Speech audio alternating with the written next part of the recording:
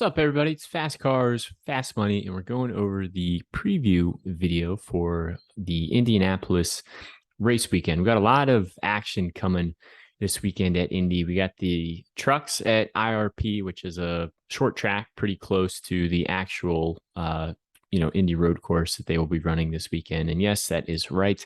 They are on a road course this weekend. It is not the traditional oval that we are used to at Indy. So just keep that in mind. It's a road course race. This preview is more geared towards the Cup Series and the Xfinity Series from a strategy standpoint.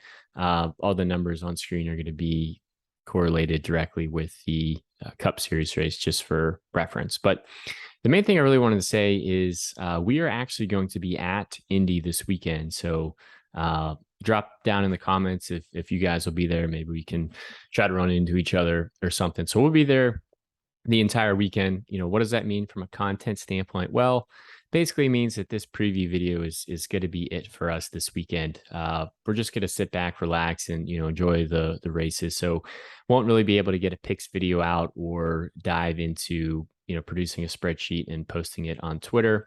However, we will be shouting out some other content providers or some other DFS content creators, and we'll be tagging them on Twitter. So if you guys are looking for some additional help, wanting some advice, hop over on Twitter. It's at FastCarsFM. I'm going to try to tag as many accounts as I can, just to give everybody out there as much info as possible. But still wanted to at least do this video before we hop on the plane and fly over that way. So like I said, it is a road course, not at the oval.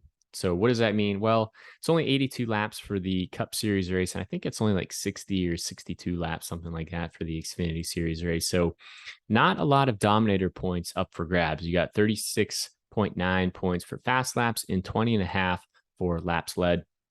So being that there's not that many laps, not that many Dominator points up for grabs, how does that really affect our lineup construction, how we want to approach the weekend, maybe what plays we want to focus on versus some others, lineup construction?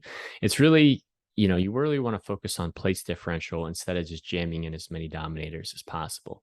There's going to be a little asterisk, next to that. So when you're building your line, it's kind of hard to determine who those drivers are going to be right now until practice and qualifying is done. We know what the starting grid looks like, but you really just want to focus on trying to get 6 drivers in your line who can all finish towards the front of the field.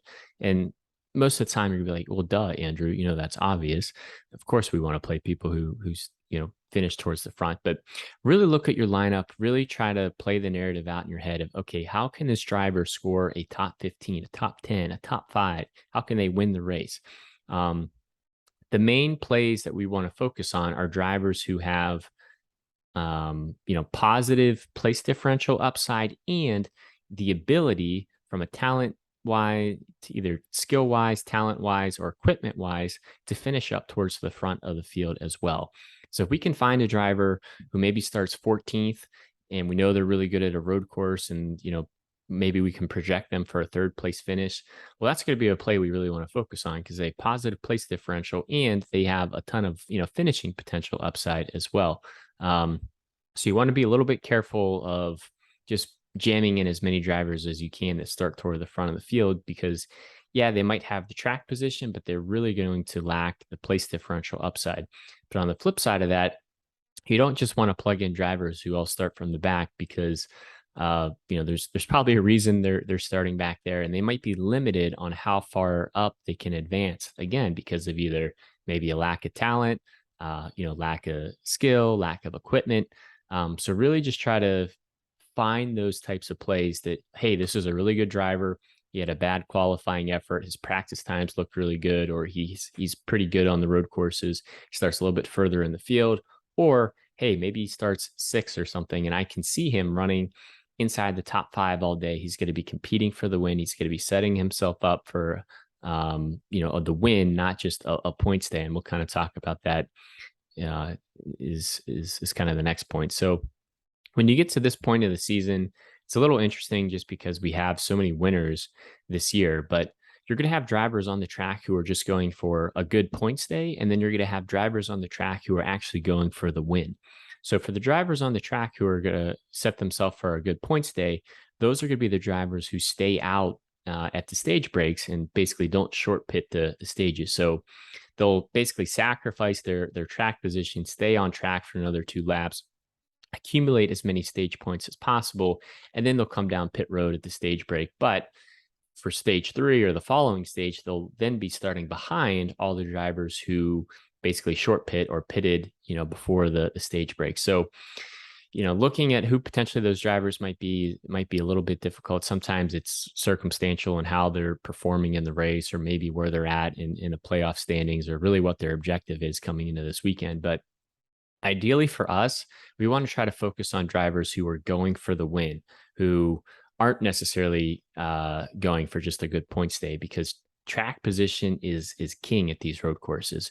And when you get stuck further back in the pack, it's going to take a long time for you to come through the field.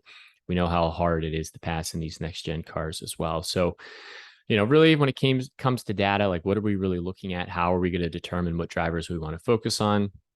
Again, it's more of that upside narrative that we really want to focus on. But some other points you can look at would be, well, how have they been performing on the road courses this year so far, at all the road courses that we've run? Looking at the practice data, that would be kind of the main thing. And same goes for the Xfinity series. So for me, it's really going to be, maybe trying to play 1 to 2, maybe even 3 drivers in my line who I think could win the race. But again, I'm trying to be mindful of, where they start. So, it's probably not plugging in the driver who starts first, second, and third, because you're basically sacrificing all place differential with those plays.